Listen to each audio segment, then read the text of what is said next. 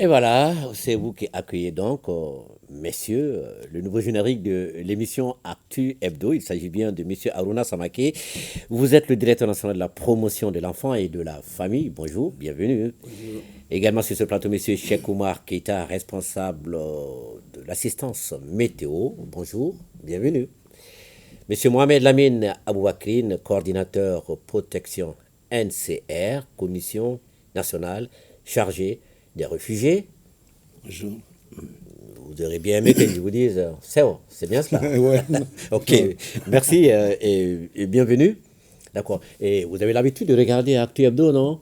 Et ce nouveau générique, qu'est-ce que ça vous donne comme impression? Ça va? Vous pensez que ça fait un peu le tour de toutes les préoccupations? Nouveau générique, mais le contenu reste toujours le même. Hein. Nous invitons tous les dimanches à la mi-journée des invités, des spécialistes pour venir éclairer la lanterne des uns et des autres. Voilà, vous êtes les premiers et tout honneur à vous. Merci d'être venus.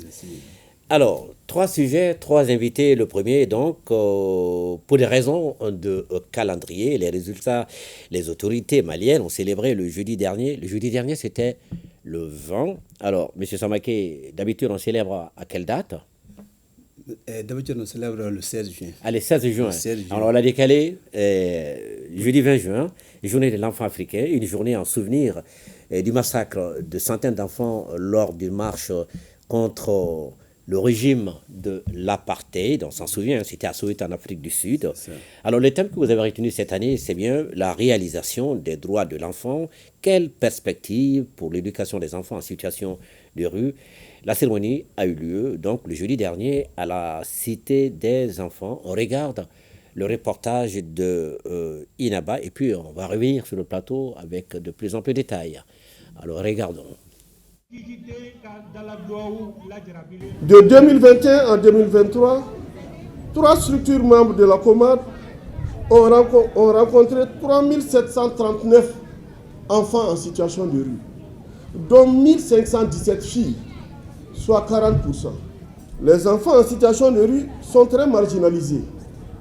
Ils ont besoin d'une attention particulière et d'actions ciblées pour accéder à leurs droits et assurer une réinsertion sûre.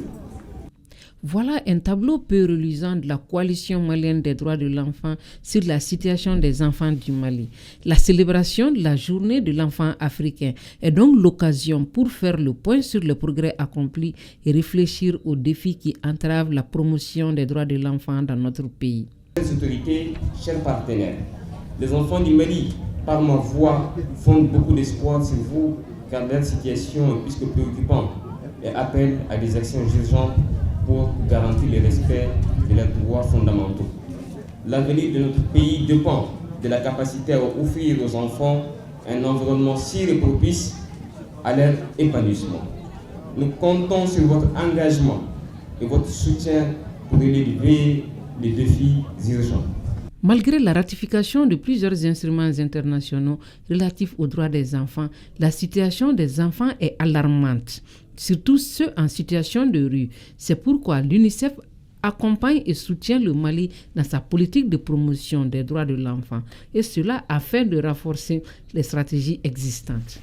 Je saisis cette opportunité pour réaffirmer l'engagement continu de l'UNICEF et des partenaires du gouvernement aux côtés des autorités maliennes et les accompagner dans leur mise en œuvre, permettant ainsi à chaque enfant malien de jouir pleinement de ses droits, y compris l'accès aux services sociaux de base et à une éducation de qualité. Le thème national de la 33e édition de la Journée de l'enfant africain est la réalisation des droits des enfants. Quelle perspective pour l'éducation des enfants en situation de rue? La situation est telle que des actions d'envergure doivent être entreprises pour étudier la problématique en vue de réaliser des campagnes d'information et de sensibilisation pour leur réinsertion sociale et économique. Il s'agit de 624 enfants, 546 garçons et 78 filles sortis des groupes armés ont réintégré leurs familles avec des projets de vie. 510 enfants, dont 487 filles, et 23 garçons victimes d'exploitation sexuelle ont été pris en charge. Le défilé de la Fédération des communautés africaines vivant au Mali et un sketch en rapport avec le thème ont été les temps forts de la cérémonie. Pour rappel, le 16 juin est célébré chaque année en mémoire au massacre des enfants sud-africains à Soweto.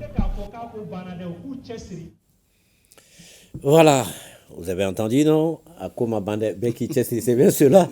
D'accord, un thème, la réalisation des droits de l'enfant, quelle perspective pour l'éducation des enfants en situation de rue, c'est le thème retenu.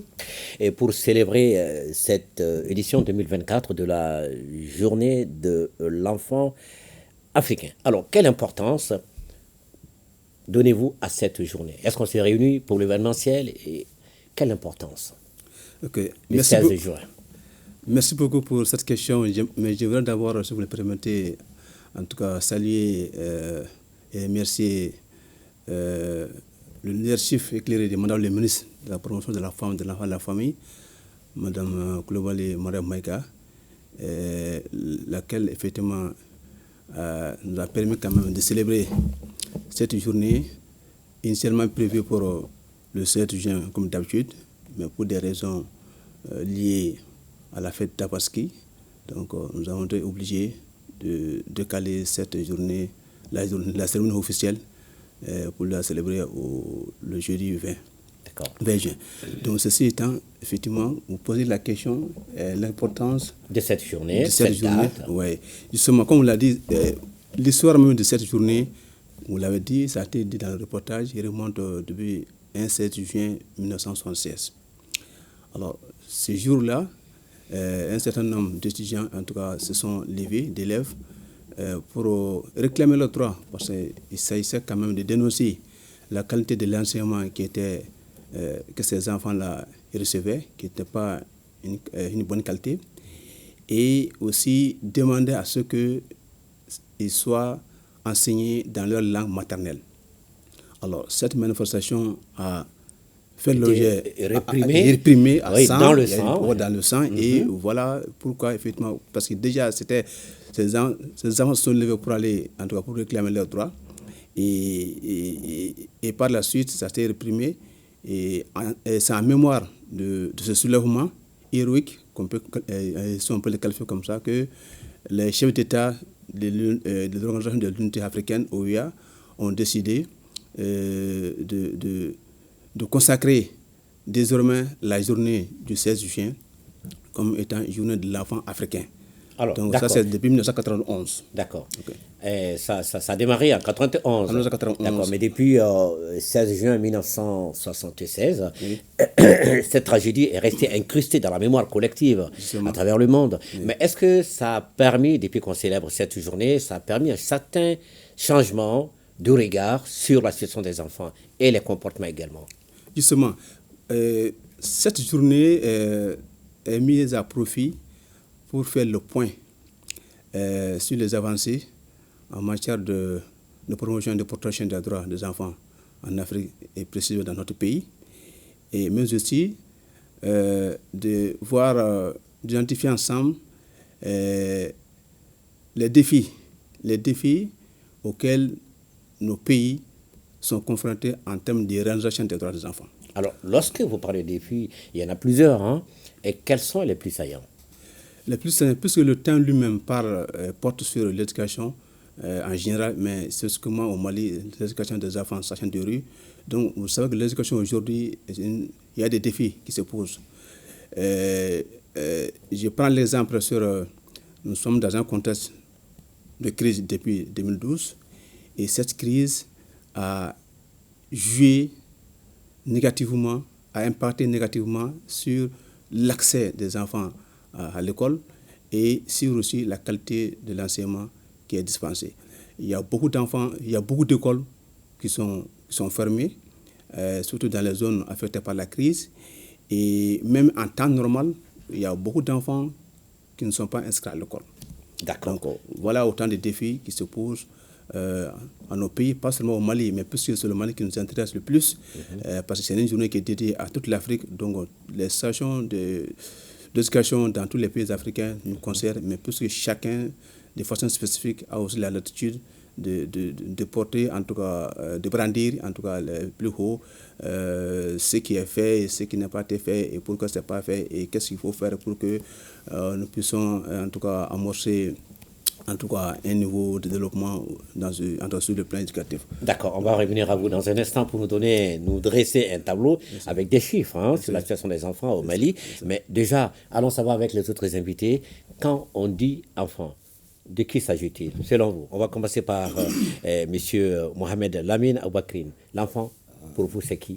Merci, monsieur Djomele. L'enfant, je crois que l'enfant,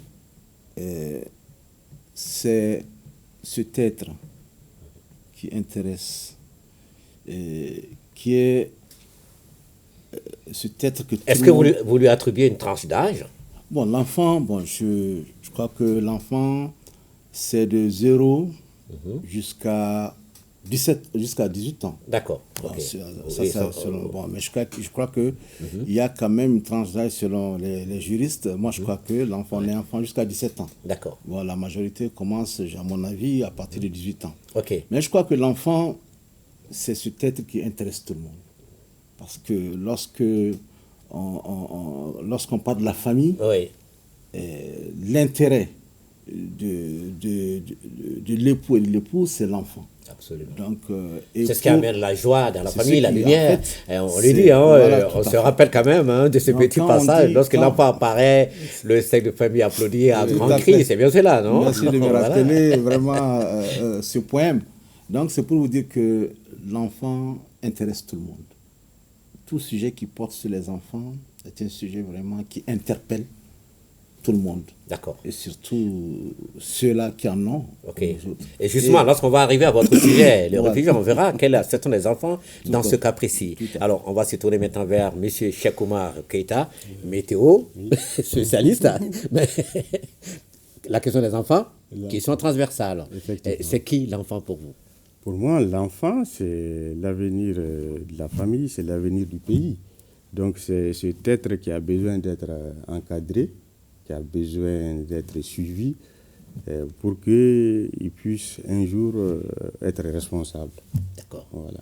Ok, alors on se retrouve maintenant vers le spécialiste de la question, M. Aouna Samake, directeur national de la promotion de l'enfant et de la famille. On le rappelle, c'est qui l'enfant?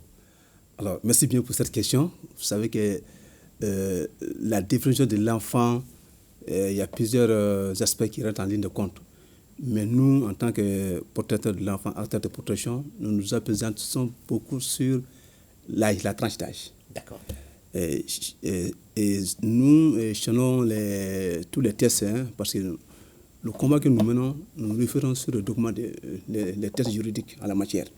Alors, quand vous parlez d'enfant, le premier document de référence, c'est la Convention relative aux droits de l'enfant de 1989. Et ce document, effectivement, définit l'enfant comme étant tout être humain, d'abord tout être humain, âgé de moins de 18 ans. C'est-à-dire que depuis la Constitution jusqu'à 18 ans, mais lorsque vous avez 18 ans plein, vous quittez le statut d'enfant. D'accord. Jusqu'à 17 ans, 11 mois, 20... Voilà. Ouais. Voilà. Donc, à 18 ans, on n'est plus enfant. Voilà. On est adulte. Voilà, donc c'est ça. Donc voilà un peu la définition, et la même définition est répétée au niveau de la Charte africaine des droits et du bien-être de l'enfant. On met les adolescents dans cette catégorie-là. Justement, les adolescents sont à cheval entre l'enfance et l'adulte, parce que... Ah, d'accord. Voilà. D'accord. OK. Maintenant, vous avez choisi cette année la réalisation des droits de l'enfant. Quelle perspective pour l'éducation des enfants en situation de rue? Enfants, situation de rue, enfants de la rue, enfants dans la rue. On entend tellement de termes dans cette forêt. Alors, qu'est-ce qui émerge là? C'est quoi un enfant de la rue, un enfant de la rue? Et quel est le tableau qui se dresse dans notre pays? Il y a combien d'enfants dans cette situation? OK. Merci beaucoup pour cette question. Effectivement, on entend parler de l'enfant de la rue, l'enfant dans la rue, l'enfant... L'appellation simple et consensuelle, c'est l'enfant en situation de rue. D'accord. En situation de rue, ça regroupe non seulement les enfants dans la rue, c'est-à-dire qu'ils ont quitté leur famille pour des raisons d'une autre, mais après ils peuvent y retourner en famille. Les enfants qui sont de la rue, c'est que la rue est tout pour eux, ces enfants-là. Ils dorment là-bas, ils font tout là-bas, ils n'ont pas... Voilà. OK. Mais toutes ces catégories d'enfants donc, regroupées, on appelle les enfants en situation de rue. Ça regroupe tout cela. Alors, ils sont combien au Mali? Malheureusement, nous ne sommes pas en mesure de vous dire exactement le nombre d'enfants en situation de rue au Mali. Alors, mais toutefois, puisque nous avons des partenaires avec lesquels nous travaillons, je pense que vous avez entendu parler de SAMU Social, c'est une ONG qui s'occupe des enfants de façon spécifique. Et cette ONG, effectivement, qui est un partenaire stratégique pour nous, nous a estimé à 10 000, si on a plus de 10 000, le nombre d'enfants en situation de rue, rien que dans le district de Bamako. Et puis les SAMU Social n'opèrent qu'à Bamako. Justement, le SAMU social, effectivement, sa zone privilégiée, c'est Bamako, c'est le district de Bamako. Mais malheureusement, dans les autres régions, c'est vrai, il y a d'autres partenaires qui y interviennent, mais pas seulement pour ces enfants en situation de rue, mais dans leur programme d'activité, ils touchent en partie ces enfants en situation de rue, mais aussi d'autres catégories d'enfants. Donc ça veut dire quoi? Ça veut dire que c'est une situation qui nous interpelle. Aujourd'hui, nous ne sommes pas en mesure de vous dire au Mali, il y a tel nombre d'enfants en situation de rue. Alors si on n'est pas en mesure de savoir ils sont combien, mais c'est pratiquement impossible de prendre leur situation en charge. Justement, d'où la nécessité de qu'on sache combien des actions ou des recherches, justement, des recherches d'études sérieuses sur cette catégorie d'enfants. Et vous êtes à quel niveau, au département? À quel niveau de recherche pour connaître, savoir? Justement, nous sommes en train de... Nous sommes dans les préparatifs, en tout cas par rapport à l'introduction de cette étude-là, parce que les réflexions sont en cours, les documents des drafts existent, mais il faut aussi chercher aussi des partenaires pour nous accompagner. Vous savez que souvent, un des défis qui se pose à notre secteur, c'est que nous sommes un secteur sous-financé. Et au niveau étatique, et aussi au niveau des partenaires. Ah bon? Nous n'avons jamais suffisamment de ressources financières pour faire face à nos défis, pour faire face à nos actions. Ça veut dire que la situation des enfants ne fait pas partie des priorités. Ça fait partie des priorités. Vous savez, chaque État, c'est pas seulement au Mali. Quand vous prenez le monde entier, effectivement, il y a ce problème de financement qui se pose, de mobilisation des ressources. Donc, mais la charge est telle que, les besoins sont tels que ce qu'on nous donne est insuffisant. D'accord. Et c'est pourquoi nous tournons très souvent vers les partenaires, parmi lesquels... Bon, alors, quels sont maintenant, rapidement, les points de gagner à votre niveau dans la prise en charge de ceux qui sont reconnus comme tels et qui sont identifiés comme tels? Oui, justement, bon, au niveau de... C'est-à-dire, en plus des actions de SAMU, et qu'est-ce qu'on fait d'autre? Oui, en plus des actions de SAMU, il y a une complémentarité entre les actions, entre les structures. Au-delà des actions, des opérations menées par SAMU Social, nos structures, tant au niveau national qu'au niveau déconcentré, les régions et certaines localités de cercle, effectivement, il y a ces actions ponctuelles qui se font, soit à la faveur des fêtes qui sont organisées. Je me rappelle la fête de Tabaski, la fête passée de Ramadan, il y a une opération initiée par l'État lui-même et que nous avons exécutée, où nous avons touché 600 enfants en situation difficile, parmi lesquels ces enfants en situation de rue. Vous les avez touchés comment? On les a touchés d'abord en les offrant, on sait que c'est une fête où, quand vous n'avez pas la viande là, vous n'avez rien fait. Il y a ça, il y a aussi les fêtes, les vêtements, les habits. On a offert aussi des habits et de la viande à ces enfants-là. Ok, alors, le sourire pour une journée, on s'habille dans des habits neufs, et puis on donne la viande à manger, et on attend l'année prochaine. Entre-temps, qu'est-ce que deviennent ces enfants? Qu'est-ce qu'on fait pour eux? Vous avez parlé de l'éducation qui est la priorité. Est-ce qu'on est parvenu déjà à réintégrer d'abord ces enfants dans les circuits sociaux normaux? Est-ce qu'on est parvenu à insérer certains dans le circuit de l'éducation? Oui. Merci pour cette question. L'idéal, c'est de parvenir à une réinsertion totale et intégrale de tous ces enfants en situation de rue. Mais il y a des actions en amont qu'il faut mettre, c'est-à-dire des actions de prévention. Parce qu'on doit se poser la question, pourquoi ces enfants sont dans la rue? Alors, on a parlé de sketchs dans le reportage. Ces sketchs mettaient de l'accent sur les violences familiales. Les violences familiales qui font que certains enfants, filles et garçons, sont obligés d'abandonner momentanément, en tout cas, la famille. Et lorsque ces enfants se retrouvent dans la rue en contact avec d'autres enfants, effectivement, il y a une influence, surtout négative, qui est là et qui fait que cet enfant adopte un comportement déviant, dégradant et qui heurte les sensibilités, qui font que souvent, c'est le regret qui s'installe. Mais très souvent aussi, on arrive à récupérer ces enfants et à les réunifier avec leur famille grâce à la médiation familiale. Ok. Voilà. Et le nombre d'enfants qui ont bénéficié de cette récupération positive, vous avez des chiffres? Non? Non, pas des chiffres tout fait pour tout le pays, mais de toutes les façons, si nous nous basons sur les actions que nous menons avec les partenaires, ce chiffre-là est encourageant. D'accord. Ce chiffre est encourageant, mais pour dire qu'il reste beaucoup à faire. D'accord. Et lorsque vous parlez de partenaires, de qui s'agit-il? Vous savez, quand vous prenez quand vous prenez les partenaires qui ont le mandat international, l'UNICEF, quand vous prenez l'UNICEF, il est là pour tous les enfants. Mais pour cette catégorie d'enfants aussi, j'ai parlé des services sociaux, mais aussi d'autres ONG comme Save the Children, comme quand on se met aussi à citer, il y en a beaucoup. Et l'État lui-même, nos structures, effectivement, nationales, régionales et déconcentrées, mènent des actions en rapport avec les partenaires et les partenaires sociaux et pour faire en sorte que ces enfants qui sont dans ces stations puissent être récupérés et réunifiés. D'accord. Voilà. Ok. Alors, et vous n'arrivez jamais d'appeler l'ORTM pour venir faire le portrait d'un enfant de la rue, un enfant en situation de rue, que vous avez récupéré et qui est parvenu vraiment à un niveau de vie acceptable, honorable. Oui. Oui. Lorsque la journée des femmes, on fait des portraits, mais on n'a jamais vu ces cas. Oui, vous savez pourquoi? C'est pas qu'on ne veut pas, on veut bien, mais nous voulons. Vous savez, l'enfant, c'est pas la même chose que l'adulte. Oui. L'enfant, compte tenu de sa spécificité, c'est oui, mais les enfants qui sont sortis de là, qui sont devenus des adultes, qui ont réussi. Oui, justement.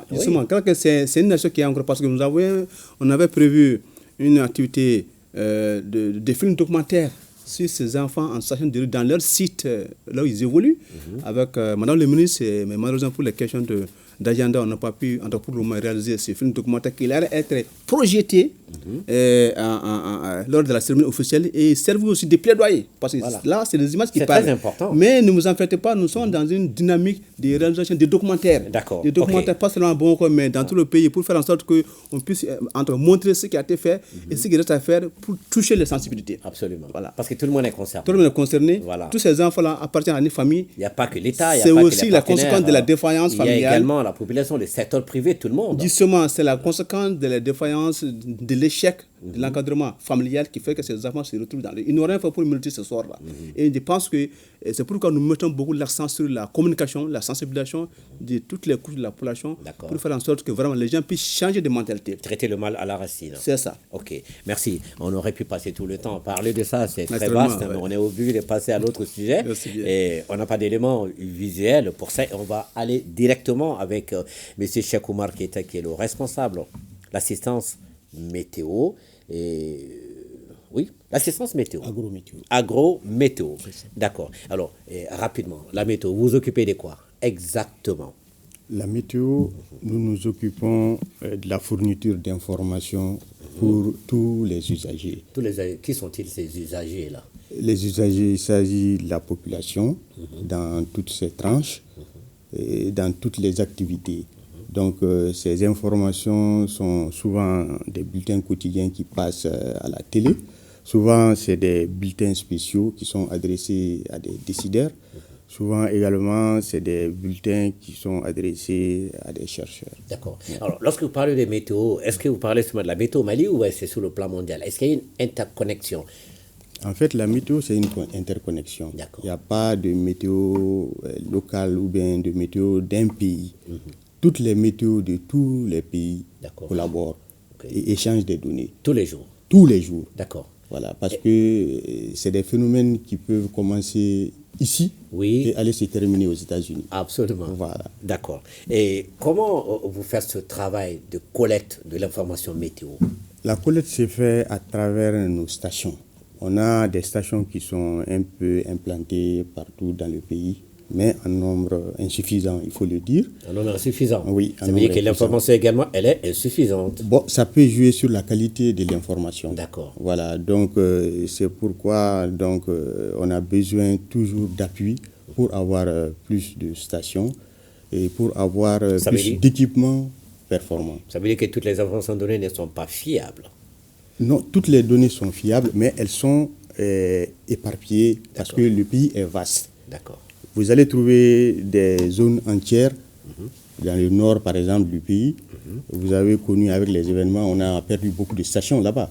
Des stations qui étaient équipées, mais qui ont été vandalisées. D'accord. Voilà, donc avec le peu de moyens que nous avons, donc nous essayons quand même de faire le maximum pour quand même donner l'information nécessairement aux usagers. Ok. Et donc, oui, allez-y. Et donc la semaine passée, donc avec le leadership de notre ministre des Transports, on a pu faire la pose d'une nouvelle salle de prévision. Où ça? À Mali Météo. Mali Météo. Oui. C'est la zone, dans la zone aéroportuaire. Et puis on a fait également la pose de plaques. D'accord. Photovoltaïques. Voilà, qui servent à quoi? Qui serviront donc à fournir l'énergie à Mali Météo. D'accord. Comme vous savez, il y a trop de délestage, de problèmes maintenant avec EDM. Voilà. On allait justement vous poser cette question, comment vous débrouillez, parce que sans énergie, il n'y a pas d'appareil fonctionnel, sans appareil fonctionnel, mais il n'y a pas de données. Voilà. Et qu'est-ce que ça va changer, ces nouvelles installations dont on a posé la première pierre l'autre jour? Voilà, qu'est-ce que ça va apporter de nouveau? Non, comme nouveauté, c'est des équipements nouveaux qui seront là et qui permettent des équipements performants qui pourront nous permettre d'approfondir des analyses et d'intégrer plusieurs paramètres et puis donc de sortir des informations beaucoup plus fiables. D'accord. Voilà, donc, la météo, c'est un caractère mondial. Est-ce que vos installations techniques aussi sont à un niveau de performance mondiale? Les installations techniques sont souvent à des normes internationales. Parce que nous travaillons avec l'Organisation météorologique mondiale dans ce sens-là. Et on a beaucoup de stations même qui ont été primées par l'OMM pour la qualité des données. L'OMM, c'est l'Organisation météorologique mondiale. D'accord. Voilà, pour la qualité des données, c'est des stations centenaires qui ont fourni des données de qualité. Donc, et pour cela, l'OMM les a primées. D'accord. Voilà. Ok. Alors, et sur le plan personnel, est-ce que vous êtes un nombre suffisant? Et puis, la performance également de la ressource humaine. Voilà, effectivement. Et en fait, les ressources humaines, il y a quand même souvent des soucis. Ouais, parce que bon, le personnel, souvent qui part à la retraite, n'est pas immédiatement remplacé. D'accord. Et donc, souvent, ça fait que la charge quand même du travail est répartie entre les autres agents. Mais qui sont-ils? Quel est le profil de ces agents en météo? Le profil, c'est des ingénieurs, des techniciens. Donc, de quelle spécialité? Qui ont fait la météo. La météo, ça s'apprend ici? Non, ils vont généralement faire ça soit en Algérie, en France ou bien en Russie. Il n'y a pas de moyen de créer des filières dans le domaine ici? Bon, en tout cas, c'est à prospecter. Je crois que c'est possible. On peut le faire. Ouais. Parce que là-bas, tout ce qu'on apprend, c'est peut-être les sciences exactes, la physique, les mathématiques. Donc, si on s'y mettait, je crois même qu'il y a un centre déjà qui a été construit à l'aéroport pour ça. D'accord. Peut-être qu'il s'agit maintenant de trouver les professeurs et puis les moyens pour commencer à former les ingénieurs de façon locale. Mais ceux qui ont déjà été formés à l'extérieur et qui sont déjà des vrais professionnels, ne peuvent-ils pas jouer ce rôle? Ça va être un peu difficile de faire les deux en même temps. Travailler à la météo et puis donner des cours là-bas, ça va être vraiment difficile. Mais je sais que vous n'êtes pas à un niveau décisionnel politique, mais vous ne pensez pas pourquoi ce n'est pas possible de créer une école ou créer une filière dans ce domaine dans notre pays après plus de 60 ans de parcours? Oui, non, je dis que c'est possible. C'est possible. Il y a même un centre à l'aéroport qui est déjà disponible pour ça. Maintenant, mais qui n'est pas opérationnel. Voilà, qui n'est pas opérationnel. Et là, il faut trouver les moyens pour quand même rendre. D'accord. Ok. L'hivernage s'installe. C'est déjà parti dans certaines régions depuis quelques semaines. Vous êtes sur ce plateau. On va vous poser cette question de savoir quelle est la physionomie que ça présente cette année. Bon, cette année, on a prévu une campagne pluviométrique qui sera normale à excédentaire. Les pluies seront au rendez-vous selon vraiment nos analyses. Et donc, dans certaines zones du sud du pays, déjà, la campagne a démarré. Mais à Bamako, on dit que l'hivernage s'installe tardivement. Est-ce que c'est normal ou pas? Bon, en fait, il y a des dates qui sont là et qui sont observées pour chaque localité. D'accord. Pour Bamako, ce n'est pas encore un retard. Ah, c'est pas Ce n'est pas encore un retard. Ok. Voilà, donc c'est jusqu'en fin juin. Et maintenant, dans le reste du pays, c'est même jusqu'en fin juillet. D'accord. On peut s'aimer. Ok. Et surtout que cette année, on a prévu une fin de campagne qui sera tardive. Ah, les pluies vont continuer Continuer. jusqu'en début novembre. Ah, début novembre. Voilà, donc il est bon d'utiliser les calendriers qui sont mis à la disposition des producteurs. D'accord. C'est déjà fait? Oui, il y a des calendriers qui sont élaborés et qui sont mis à la disposition des producteurs. Et ces calendriers parlent de quoi? De l'installation de l'hivernage et la répartition. Voilà, ces des calendriers pluies. parlent des variétés qu'il faut, D'accord. des seuils qu'il faut pour s'aimer, parce que bon, il faut avoir une certaine quantité de pluie pour pouvoir déclencher les semis. Donc des seuils et puis du cycle même de ces variétés. D'accord. Voilà. Donc, Est-ce que la pluie sera bien répartie sur l'ensemble du territoire?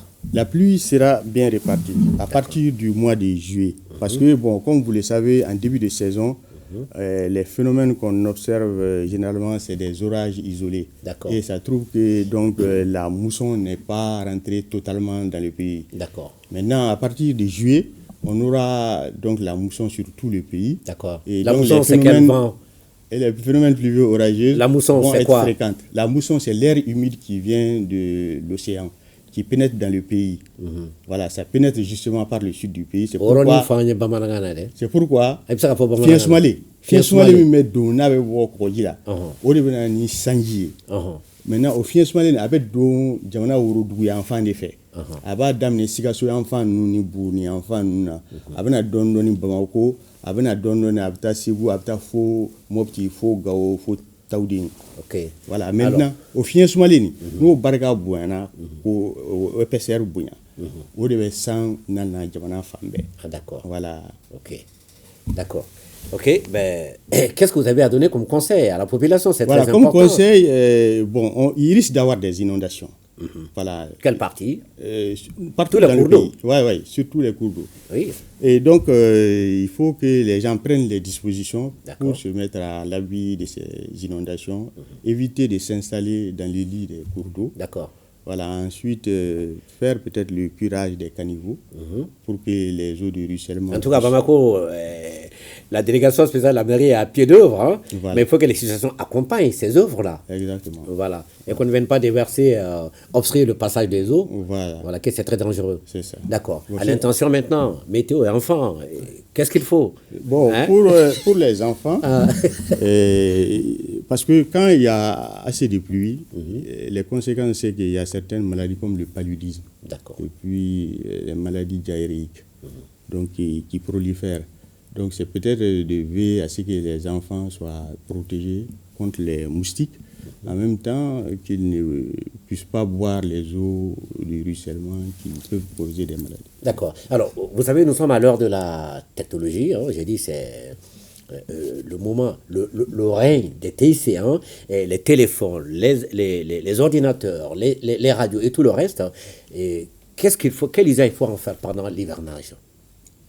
Il faut les éviter quand il pleut. Il y a une interférence. Il y a une interférence. C'est dangereux d'appeler sous la pluie. pluie. On a même constaté cette année déjà des cas de décès par la foudre. Ah bon? Oui. Dû à la foudre. Oui, dû à l'utilisation des... Oui. Soit c'est l'utilisation des smartphones, Ouais. bon, ou souvent c'est le fait qu'ils se trouvent sous les arbres. Ouais. Ouais, donc qu'est-ce qu'il faut éviter? Il faut éviter justement pendant la pluie de se mettre sous les arbres. Ouais. Éviter les arbres, Voilà. éviter les téléphones. ombrellas et tout Exactement. avec la pointe. Les parapluies Les qui ont une pointe, il faut les éviter. D'accord. Il faut éteindre les téléphones, Il faut éteindre les les radios, téléphones, les téléviseurs, Exactement. Il tout, faut les éteindre. ordinateurs. Exactement. Absolument. Absolument. C'est très dangereux. C'est très dangereux. D'accord. Alors, les enfants, ils veulent poser une question certainement. Oui, non, en réalité, c'est vraiment une préoccupation. Chaque fois qu'il y a hivernage, qu'il y a pluie, ça ça se solde très souvent par des pertes en vie. Et très souvent, les enfants aussi font partie de ces victimes-là. Soit ils sont emportés par les eaux, parce que les eaux de caniveaux, les eaux des rivières, ou bien ça aussi, vous savez que souvent, c'est les enfants qui sont des bergers. Ils conduisent soit les moutons, le bétail. Et très souvent aussi, ils utilisent les arbres comme abri. D'accord. Et très souvent aussi, malheureusement, c'est la foudre aussi qui est là pour, en tout cas, faire le dégât. Donc, très bien. Quelle est l'information que vous disséminez, par exemple, dans les zones rurales? Parce qu'il y a les bergers là-bas. C'est ça. Exactement. Voilà. Non, par rapport à ça, il y a différents canaux, notamment il y a la télé, il y a les radios locales. D'accord. Et en début de campagne, on a réuni tous les médias et pour partager ces informations-là. D'accord. Voilà. Mais malheureusement, le moment de l'hivernage, c'est le moment des pâturages. Et le gars, il est obligé de partir en campagne avec les animaux. Il va s'abriter comment? Comme l'a dit monsieur le directeur, il va aller s'abriter sous un arbre. Non, il ne va pas s'abriter sous un arbre. Il ne doit pas s'abriter sous l'arbre. Il doit quitter sous l'arbre. Ah bon? Voilà. Parce que la foudre, justement, peut descendre sur l'arbre. Voilà. D'accord. Parce que les sommets élevés, c'est ce que la foudre cherche. Oui. Et donc, s'il se met sous l'arbre, il peut être victime de cas de foudroiement. C'est comme si on est dans une forêt, au-dessus de la canopée, l'arbre qui va émerger est exposé. Exposé. D'accord. Voilà. Donc, ils n'ont qu'à prendre les dispositions. Il y a des conseils par rapport à ça. Il peut s'accroupir et puis baisser la tête. Ah, d'accord. Voilà, pour ne pas recevoir donc la foudre. Je pense, voilà. D'accord. Donc, il faut impliquer beaucoup plus nos communicateurs traditionnels dans les zones reculées pour disséminer cela. Justement, parce que tout ce qu'on fait, effectivement, ce n'est utile que si la communication s'y attelle et puis nous aide à faire la diffusion. De toute façon, l'ORTM est là pour vous. Voilà, et on va passer à notre troisième sujet. Et c'est également une célébration. Le 20 juin, la communauté internationale célèbre la journée des réfugiés. Ça a été le cas cette année également. Au Mali, les autorités déclarent la présence de 150 000 réfugiés sur le territoire national. Cette année, le thème de cette journée est « Solidarité avec les réfugiés pour un monde qui accueille les personnes réfugiées ». On voit les détails avec Lucien Touré. Et puis on va revenir avec M. Mohamed Lamine Ouakri, qui est le coordinateur protection, commission nationale chargée des réfugiés. C'est bien cela. Oui. Alors on regarde et puis on revient sur le plateau. Hamidou est un habitant de la ville de Sévaré. À l'image de la plupart de ses compatriotes, il baigne dans la culture de la Diatiguia, la légendaire hospitalité malienne. Hamidou a ouvert les portes de sa modeste demeure à des réfugiés dont il n'attend rien en retour. Une solidarité désintéressée qui colle avec le thème de cette édition de la journée des réfugiés, à savoir « Solidarité avec les réfugiés pour un monde qui accueille les personnes réfugiées ». Occasion pour les réfugiés vivant au Mali de reconnaître les efforts du gouvernement de transition, une assistance qui est loin d'être évidente vu les difficultés du moment. Comme ces derniers, le Haut-Commissariat des Nations Unies chargé des réfugiés s'inscrit dans la logique de reconnaître et magnifier les efforts de nos autorités en faveur des personnes réfugiées. Les conflits, les troubles politiques et économiques se multiplient, rendant la solidarité envers les réfugiés plus cruciale que jamais. Être solidaire, c'est garder nos portes ouvertes et travailler ensemble à un monde où ils ont accueilli comme il se doit. Cela signifie mettre en valeur leurs atouts et leurs succès tout en affrontant les défis auxquels ils sont confrontés. Mais avant tout, être solidaire des personnes contraintes de fuir leur foyer, c'est chercher des solutions à leur situation. Je tiens à remercier les autorités et le peuple malien pour leur générosité en accueillant plus de 94 000 réfugiés déjà enregistrés au Mali, dont certains depuis plus de 3 décennies dans la région de Kayes. Le nombre de réfugiés au niveau mondial a constamment augmenté, atteignant les 120 millions. Au Mali, on enregistre officiellement 150 000 réfugiés, des personnes envers qui le gouvernement manifeste son assistance et sa protection depuis plusieurs décennies. Cette année, la commémoration de la Journée mondiale des réfugiés se déroule dans un contexte où les mouvements transfrontaliers continuent de se multiplier dans le Sahel et particulièrement au Mali.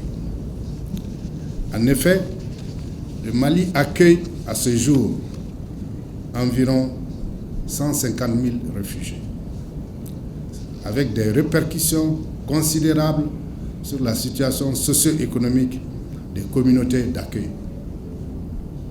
Malgré les défis, le Mali, fidèle à sa légendaire hospitalité, continue d'honorer ses engagements internationaux, régionaux et nationaux, ainsi que leur intégration dans nos communautés afin de les aider à reconstruire leur vie.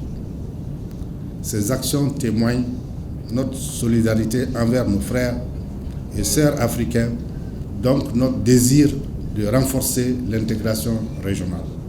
Dans un monde en ébullition et dans une sous-région confrontée au terrorisme, s'occuper des personnes réfugiées est un défi supplémentaire qui nécessite une volonté politique assumée. Voilà, tout comme dans le secteur des enfants, nous avons vu les termes qui se chevauchent quelque peu, enfants de rue, enfants de la rue, enfants vivant dans la rue, dans le secteur également des personnes en déplacement, on va les dire comme ça, on n'a pas de réfugiés, des personnes déplacées. Et vous, un réfugié, c'est qui? Ok, merci bien. Et pour moi, un réfugié, c'est une personne qui a été contrainte de laisser son domicile, là où il habite actuellement, et pour aller chercher protection ailleurs, mais en dehors de son pays. D'accord. En dehors de son pays. On verra bien si la députation est correcte avec ce réfugié-là, malheureusement, il y a beaucoup d'enfants qui sont... Dès qu'on parle de réfugiés, il y a forcément des enfants. D'accord. Ouais. Et cela vous inquiète? Ah, naturellement. D'accord. Et vous avez un traitement spécifique à l'intention de ces enfants? Il doit avoir un traitement spécifique. Les gens qui gèrent les camps des réfugiés, effectivement, doivent être plus regardants par rapport aux besoins spécifiques et aux droits spécifiques des enfants parmi le lot des réfugiés. Ok. Monsieur Keita, votre discours sur la définition des réfugiés.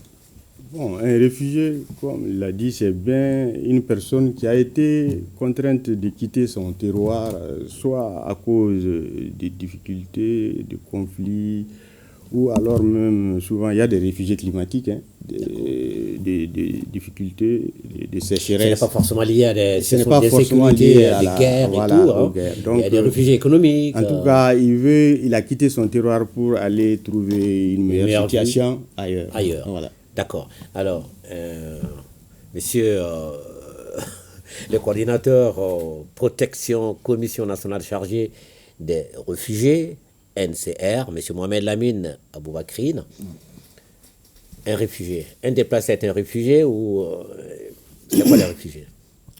Bon, un déplacé interne n'est pas un réfugié. D'accord. Parce que ce déplacé interne bénéficie encore de la protection de son pays, de l'État. D'accord. Déplacé, c'est à l'interne, c'est à l'intérieur du pays. À l'intérieur du pays. Mais dès l'instant où on sort de son pays... Donc, lorsque la personne fuit son pays d'origine, franchit les frontières politiques et va vers un autre pays pour demander la protection, il devient de facto un demandeur d'asile d'abord, avant que l'État ne le reconnaisse comme réfugié. D'accord. Alors, M. Keita a dit tout à l'heure qu'il y a plusieurs catégories de réfugiés, c'est vrai? Bon, vous savez, c'est des notions dont les gens parlent, réfugiés climatiques, réfugiés économiques. D'accord. Mais en fait, ça n'existe pas chez nous. D'accord. Chez nous, c'est parce que les réfugiés sont régis par des conventions, notamment par des instruments juridiques internationaux, régionaux et au niveau national aussi. Il y a une loi au Mali, par exemple.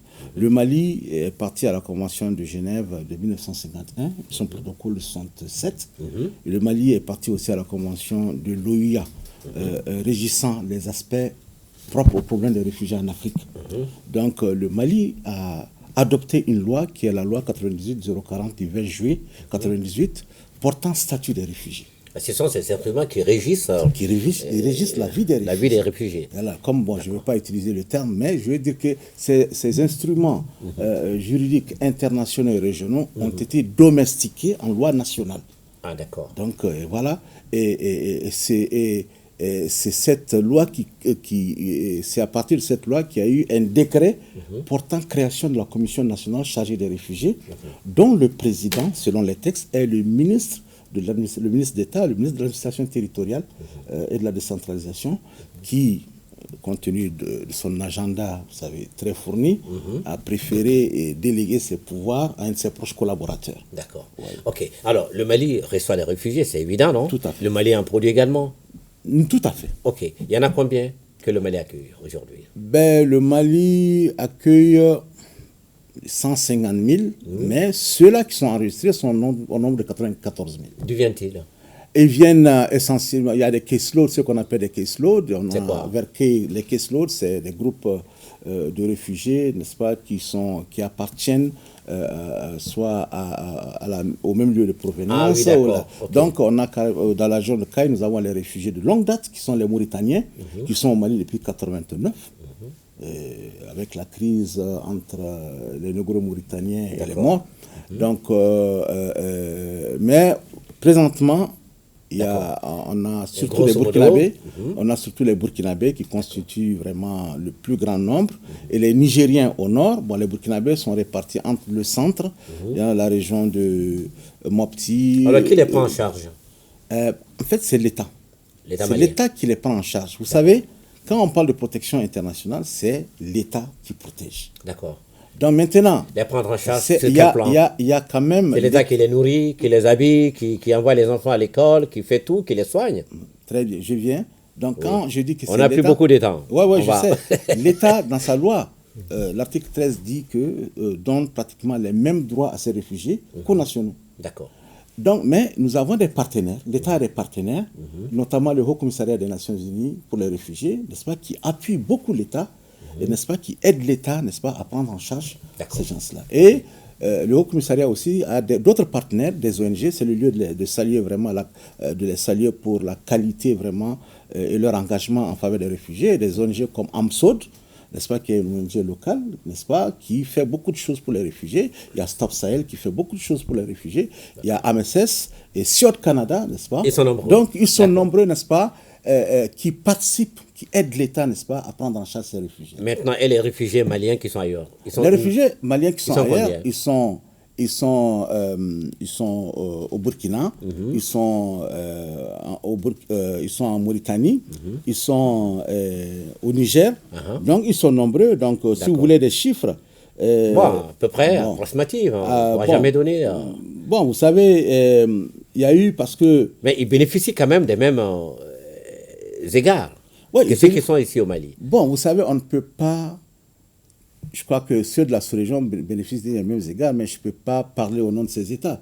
Mais je sais quand même que le Mali, malgré ses défis, n'est-ce pas, s'est beaucoup investi pour que les réfugiés se sentent chez eux. Vous savez, l'accueil, l'hospitalité chez le Mali... Mais qui pilote tout ça? C'est le HCR, non? Non, c'est l'État. C'est l'État. En fait, contrairement à ce que les gens pensent, le HCR appuie l'État. C'est l'État qui protège. C'est l'État qui accueille, c'est l'État qui enregistre et c'est l'État qui donne la documentation pour protéger ces réfugiés. Oui, mais qui contrôle? C'est l'État qui donne la qualité de l'aide qui est allouée à ces réfugiés, l'assistance. Mais c'est l'administration territoriale, bien sûr. D'accord. Et si ça n'a pas atteint un niveau satisfaisant? Bon, niveau satisfaisant, vous savez, nous ne sommes pas un État-providence. On ne peut pas donner aux réfugiés la même chose qu'en Europe, par exemple. Ouais. Donc, l'État s'assure que ces réfugiés-là, les droits fondamentaux de ces réfugiés sont respectés. D'accord. Et nous n'avons pas une culture de camp. Alors, les réfugiés vivent avec nous. Ok. Alors, au début, vous avez dit les critères qui font que quelqu'un est appelé réfugié. Et quand est-ce qu'on cesse d'être un réfugié? Bien, ça c'est une très bonne question, c'est une question pertinente. On cesse d'être réfugié lorsque la communauté internationale constate que dans le pays d'origine, les raisons qui ont poussé ce réfugié à fuir, ces raisons ont cessé d'exister.